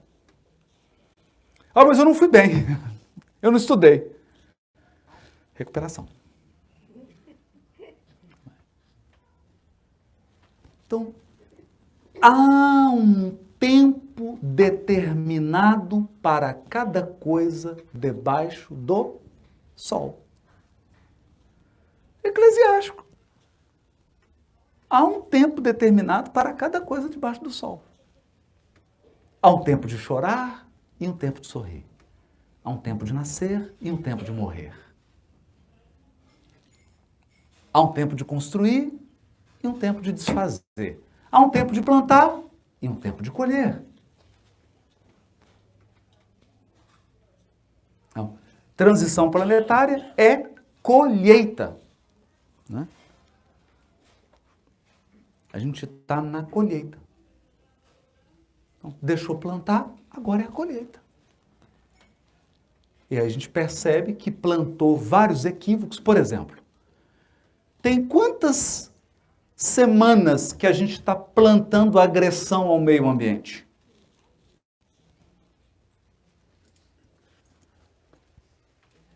Não vão ter que colher. Tem quantas semanas que nós estamos plantando um sistema econômico desigual, que violenta, que oprime? Bom, nós estamos colhendo. Como é que acontece isso? Os problemas econômicos, migratórios, nós estamos vivendo no mundo. É colheita. Há quanto tempo os encarnados, então, estão intoxicando o seu psiquismo com comportamentos, emoções e pensamentos degradantes? Agora nós estamos colhendo. Por isso que a depressão está subindo, os índices de adoecimento estão na altura. Porque saturou. Então, é natural, é uma coisa lógica.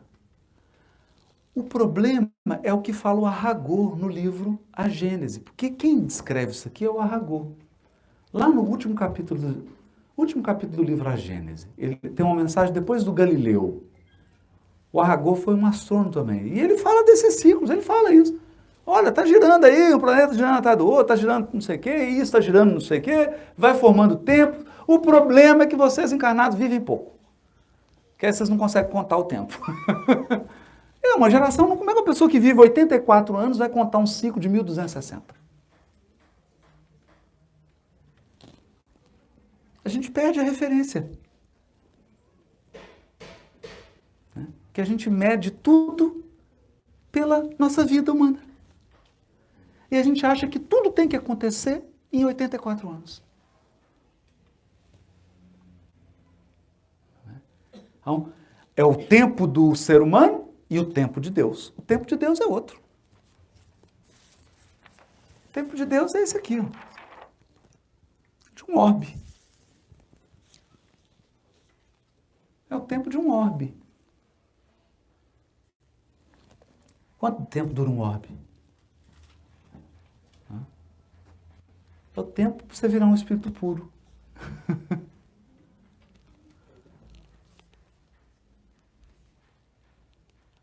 Então é isso que eu queria trazer assim no geral, porque aí o que o Apocalipse vai fazer? E é isso que eu queria trazer essa ideia do Luiz Hu, transição fácil, que é muito interessante. O Apocalipse vai trabalhar esses ciclos. E aqui eu tenho uma surpresa que realmente é extraordinária. Emmanuel, para cada ciclo do Apocalipse, ele dedicou 2 capítulos do livro A Caminho da Luz. 2 capítulos. E aí ele foi descrevendo todos os ciclos da evolução planetária. Por isso que o livro se chama A Caminho da Luz. Está tudo descrito. Só que tem tempo. Quando chega, não é o indivíduo que marca o tempo, gente. Isso eu queria que... Entende? E nós, indivíduos, o nosso livre-arbítrio não alcança o tempo. O tempo é de Deus.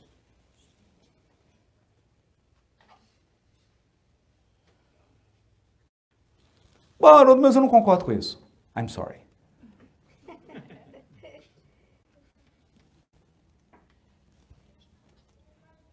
Então, nós evoluímos, nós fazemos a nossa escolha dentro desses padrões cíclicos e de tempo. Então você fala, eu vou reencarnar, mas eu só reencarno se eu puder fazer minha gestação em 4 semanas. Não é assim. Não é assim. Quando a gente encarna, e a nossa vida espiritual está sujeita a padrões cíclicos e regulares. E nós vamos seguindo. Tem alguma coisa fora de controle? Aqui? Só uma. Nossas emoções. Mais nada. O universo vai muito bem, obrigado. A inteligência divina coordenando e controlando tudo. Bom, vamos para as perguntas então, né? Só para a gente aproveitar.